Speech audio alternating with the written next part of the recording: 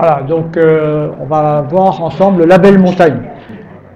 Le label montagne, c'est un programme qui a été fait par la fédération. Donc le but, c'est de faire c'est de répondre à une démarche de sécurité.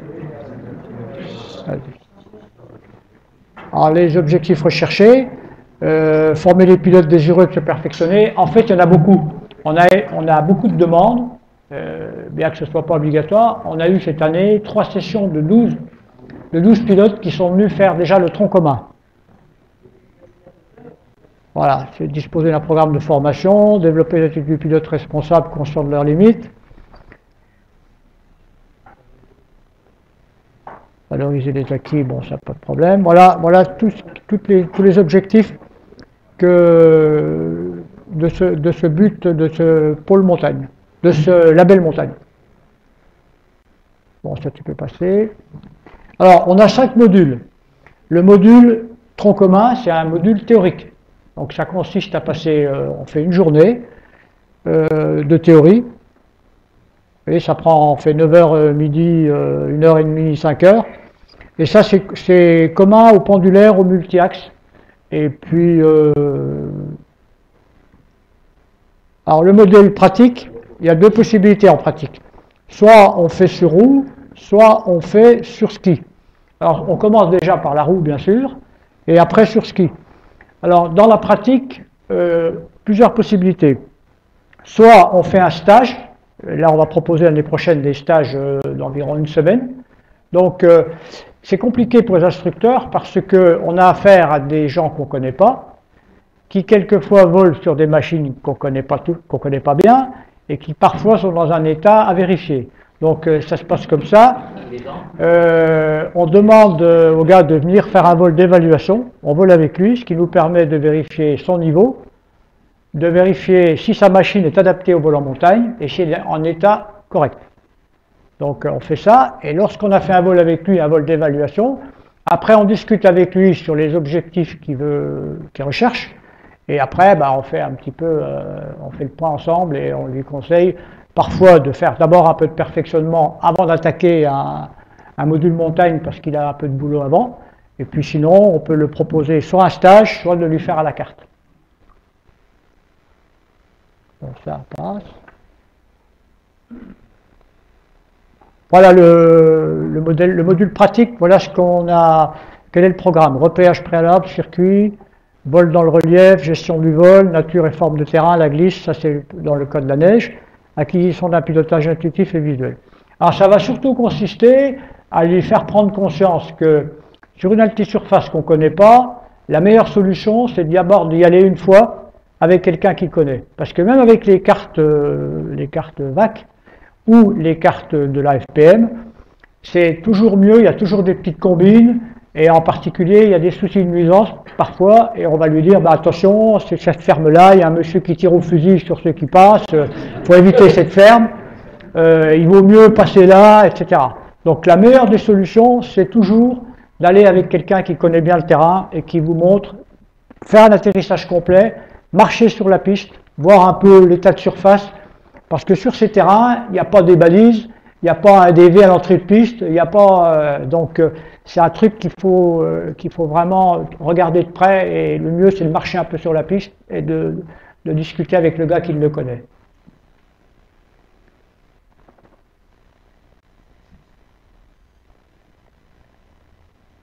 Voilà, alors concernant la conclusion, bon, la conclusion c'est de... En fait, moi je vois deux cas d'accident en montagne. Il y a d'une part, et ça, bon, il faut reconnaître que ça peut arriver plus facilement avec des pilotes ULM, c'est des gens qui, sans expérience, vont aller se poser sur des terrains montagne difficiles. Alors ça peut faire un petit peu ça peut créer des problèmes. Le deuxième cas, et ça c'est pas du tout la particularité des pilotes ULM, c'est exactement pareil en avion, voire pire. C'est des gens qui, connaissant, eux savent faire, mais ne savent pas renoncer. C'est-à-dire qu'ils vont se poser un jour sur un terrain, et le lendemain ils vont venir, les conditions ne permettent pas l'atterrissage, et à la suite des reconnaissances, même avec des conditions ou des états de surface qui ne sont pas bons, ils chercheront quand même à se poser. Et là, ça touche surtout des pilotes expérimentés.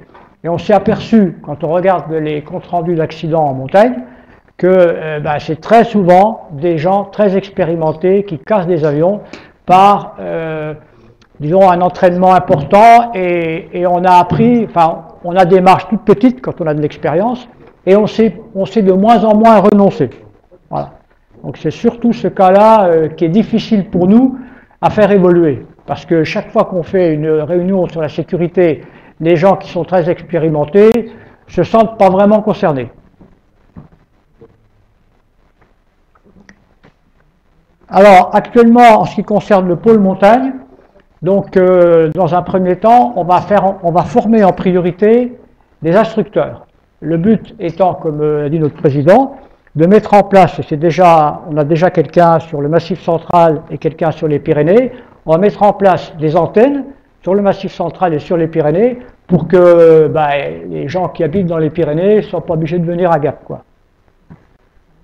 Bon, là, on va vous montrer un petit... Au cas où ça marche. Ça marche pas? Bon, est-ce que vous avez des questions à poser sur le déroulement des stages, des formations théoriques ou pratiques? Alors, pour information en pratique, pour ceux qui n'ont pas des avions adaptés, on vous proposera soit un tricycle qui est un G1, soit un train classique. En principe, on prendra un tétra. Mais il est bien entendu qu'il y a des tas de machines qui sont adaptées et sur lesquelles les gens, par exemple, qui possèdent des machines adaptées, on peut leur faire leur stage sur leur machine. C'est pas un problème. Pas de questions? G1 sur ski est adapté pour les... Alors, bon, sur ski, c'est toujours pareil, ça dépend ce qu'on va faire comme ski. C'est-à-dire, si on va sur une surface qui est damée, un altiport damé ou une altisurface damée, damé correctement, il n'y aura pas de problème. À la limite, on n'est pas obligé d'avoir des skis rétractables. Hein. Alors après, si on veut dans la poudreuse, bon, c'est sûr qu'un train classique sera plus adapté. Les machines, vous les avez sur place? Oui, alors les machines, on en a sur place et aussi, quelquefois, on va en louer. Par exemple, le tétra, on va louer celui de Christian. Et puis, dans le Massif central, il y a M. Godot qui va s'occuper du pôle dans le Massif central. Il a un tétra. Et puis, bon, les machines, on en trouve, c'est pas un problème. Par contre, il y a des gens qui nous demandent de faire des stages sur des machines qui ne sont pas adaptées à la montagne. Bon, on ne peut pas, quoi. On a trop de risques, donc on refuse, quoi. Si c'est un Savannah, si c'est un truc qui est adapté à la montagne, il n'y a pas de problème. Hein, ceux qui ont des...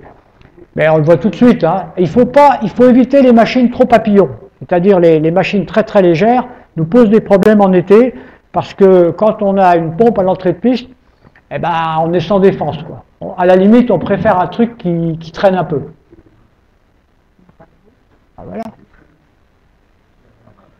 Ça, c'est du EM. C'est pas pour qu'ils donnent.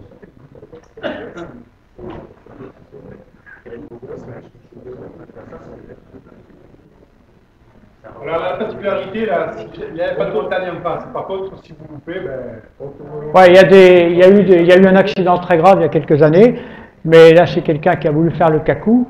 Pour éviter de faire ce qu'on a enseigné, c'est-à-dire de prendre un point, de viser en bas, et ensuite avec le moteur de remonter pour aller se poser en haut, lui il a dit, moi je ne perds pas de temps, je me pose directement au-dessus. Et il a touché 30 mètres avant l'extrémité, là où il y a le ravin, et ça s'est mal terminé, quoi, voilà. On a trouvé l'impact des roues 30 mètres avant l'extrémité. c'est-à-dire ici, par là. Alors là, on est en reconnaissance haute, là. Hein, dans... Les points d'aboutissement ne sont pas repérés ou ça? Alors, les points d'aboutissement, pas du tout. Les points d'aboutissement, ils vont dépendre de la machine que vous utilisez et ils vont dépendre du terrain également. Si le terrain est très long, on prendra un point d'aboutissement à mi-piste à la limite. Si par contre c'est un terrain qui est très court, on prendra à la limite un point d'aboutissement dès l'entrée de piste avec un point de visée qui va être avant la piste. Hein?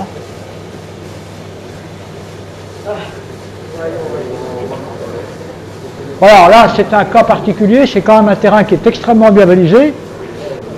Il est bien matérialisé, c'est pas toujours comme ça. Hein. Par contre, actuellement, ce terrain-là, il est complètement défoncé au centre. Hein. Il faut vraiment des trains d'atterrissage très solides parce qu'il est très raviné au centre. Et il y a beaucoup de cailloux, donc il faut un avion qui a une garde au sol suffisante. Autrement, vous risquez d'avoir des aspirations de cailloux dans votre hélice.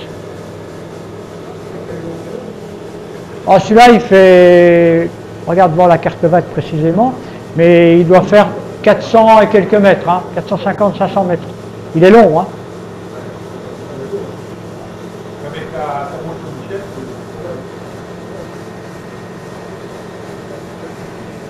On voyait la biroute à gauche là.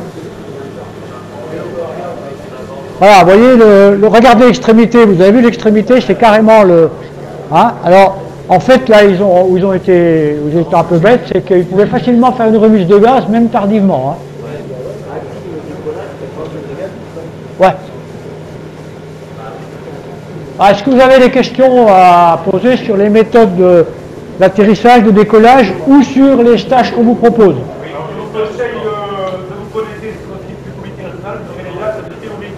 Alors, concernant les stages, vous aurez sur le site de la AFP, mais sur le site de l'LMPACA, vous aurez les dates des stages.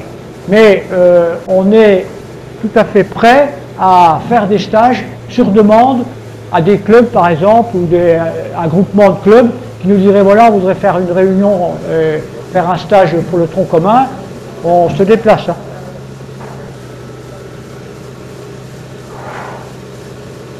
Alors c'est un peu difficile au début de mettre des gaz et de s'éteindre.